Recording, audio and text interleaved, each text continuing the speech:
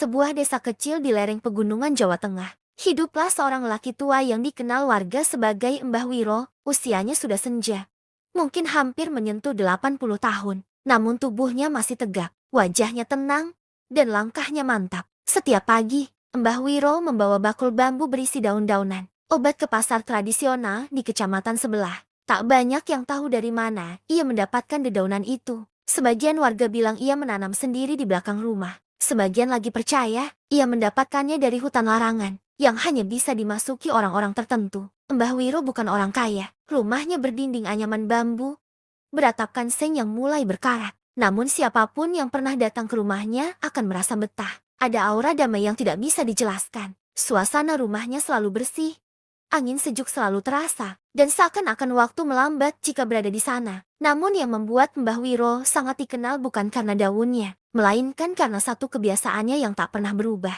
Ia tidak pernah meninggalkan sholat, bahkan sejak kecil. Dalam kondisi apapun hujan deras, sakit, kelelahan ia tetap menegakkan sholat 5 waktu, selalu tepat waktu, dan selalu diiringi dengan dzikir panjang. Setiap malam, lampu minyak di rumah Mbah Wiro tetap menyala hingga larut. Banyak warga bilang, dari celah jendela bisa terlihat sosok Mbah Wiro sedang sholat tahajud. Berdiri lama sekali, sujud lama sekali, hingga tubuhnya seperti tak bergerak. Bahkan anak-anak kecil pun takut lewat depan rumahnya malam-malam. Bukan karena menyeramkan, tapi karena suasananya terlalu sunyi, terlalu khusyuk. Mbah Wiro itu bukan manusia biasa, kata Pak RT suatu malam saat ronda. Kalau kalian tahu apa yang aku lihat waktu dia tertimpa pohon, kalian pasti takkan percaya. Beberapa tahun lalu, saat badai besar mengguncang desa, sebuah pohon tua roboh dan menimpa bagian dapur rumah Mbah Wiro. Warga berlarian membantu, tapi saat mereka sampai di sana, mereka terkejut. Pohon itu patah menjadi dua sebelum menyentuh tanah, seperti ada yang menahan dari atas. Mbah Wiro berdiri di tempat wudhu, basah kuyup, tapi tak ada luka sedikit pun. Sholat maghrib belum selesai, katanya singkat. Kisah itu menyebar cepat. Tapi seperti biasa, Mbah Wiro hanya tersenyum dan bilang, Allah Maha Penyayang. Yang paling menggemparkan adalah peristiwa wafatnya. Pagi itu, seperti biasa, Mbah Wiro duduk di serambi pasar, menggelar daun-daunnya di atas tikar lusuh. Ia menyapa setiap orang dengan salam, menyebut nama mereka satu persatu, seolah-olah ia tahu siapa yang akan datang pagi itu. Anehnya, hari itu banyak pembeli yang merasa ingin memberinya sesuatu. Ada yang membelikan sarapan, ada yang menitipkan uang lebih, ada pula yang sekadar datang untuk minta didoakan. Sekitar jam 10 pagi, Mbah Wiro menutup dagangannya lebih cepat dari biasanya. Ia pulang sambil membawa bakul kosong. Di rumah, ia mandi, berganti baju putih bersih, dan duduk bersila di tengah ruangan. Seorang cucunya, Rahma, yang saat itu sedang menjenguk dari kota, mendekatinya. Mbah kenapa? Kok rapi sekali? Tanya Rahma. Mbah mau pergi jauh. Enduk, jawabnya lembut. Beberapa menit kemudian, Rahma yang tengah menyiapkan teh mendengar suara orang mengaji. Tapi suaranya tidak datang dari radio, dan bukan dari mulut Mbah Wiro. Saat ia mengintip ke ruang tengah, ia terpaku. Mbah Wiro duduk dengan mata terpejam, senyum tipis di wajahnya, dan ada cahaya samar di sekeliling tubuhnya. Cahaya itu berpendar lembut, seperti kabut pagi. Rahma mengucek matanya. Di sekeliling Mbah Wiro, tampak sosok-sosok berjubah putih berdiri melingkar. Mereka tidak menginjak lantai, melainkan melayang beberapa sentimeter di atas tanah. Rahma berteriak, tapi begitu ibunya dan beberapa warga datang, cahaya itu menghilang. Mbah Wiro telah tiada, masih dalam posisi duduk bersila, damai, dan tenang. Tak lama, beberapa orang yang mengaku pernah didoakan Mbah Wiro juga datang. Ada yang dari Solo, Magelang, bahkan ada seorang ustaz dari luar Jawa yang katanya pernah bermimpi bertemu Mbah Wiro dan disuruh datang jika mendengar kabar duka. Jenazahnya dimakamkan di bukit kecil belakang rumahnya. Anehnya, tanah yang biasanya keras dan berbatu mendadak gembur dan wangi.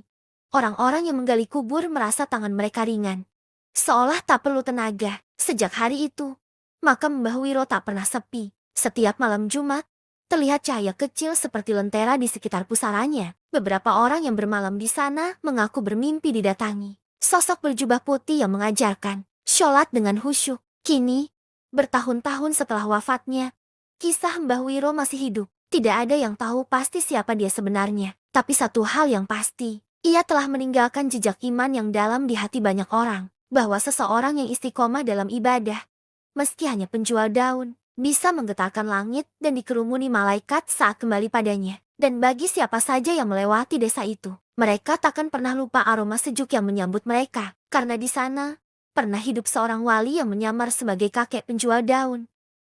Beberapa minggu setelah pemakamannya, Rahma kembali ke kota dengan hati berat. Namun sebelum pergi, ia menemukan sesuatu yang tak biasa di kamar Mbah Wiro.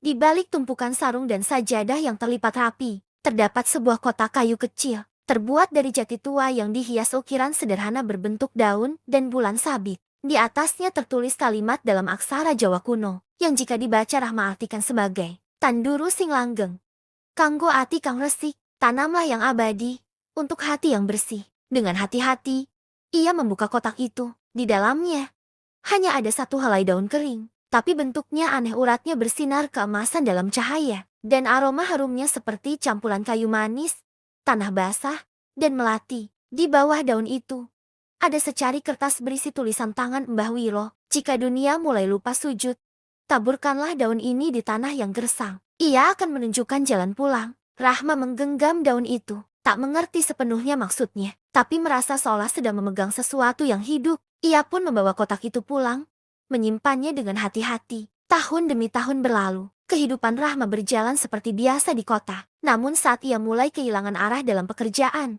dalam hidup, dalam hati, mimpi tentang Mbah Wiro datang berulang kali. Dalam mimpinya, sang kakek hanya tersenyum sambil menunjuk ke sebuah ladang kering, di mana angin berputar lembut dan suara azan bergema dari langit tanpa menara. Akhirnya, pada suatu malam Jumat, Rahma memutuskan kembali ke desa. Ia membawa kotak kayu itu dan naik ke bukit tempat makam Mbah Wiro.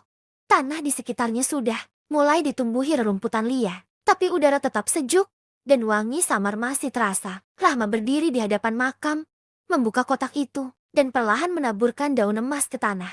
Saat daun menyentuh bumi, angin bertiup pelan, dan tanah mulai merekah. Tapi bukan dengan gempa, melainkan seperti kehidupan baru yang muncul. Dari tempat daun itu jatuh, tumbuh sebuah tanaman kecil bercahaya. Daunnya mirip dengan yang dibawa Mbah Wiro dulu ke pasar, tapi jauh lebih segar dan kuat. Seiring waktu, tanaman itu tumbuh menjadi pohon rindang dalam hitungan hari. Orang-orang yang datang ke bukit itu setelahnya mulai merasa tenang tanpa alasan. Ada yang sembuh dari sakit, ada yang menangis lalu tersenyum, ada yang berkata mereka akhirnya mengerti bagaimana rasanya dekat dengan Tuhan. Pohon itu kemudian dikenal dengan sebutan pohon sholat, bukan karena orang sholat di bawahnya, tapi karena siapapun yang duduk di dekatnya merasa ingin berwudu dan menegakkan sholat tanpa paksaan, hanya karena rindu.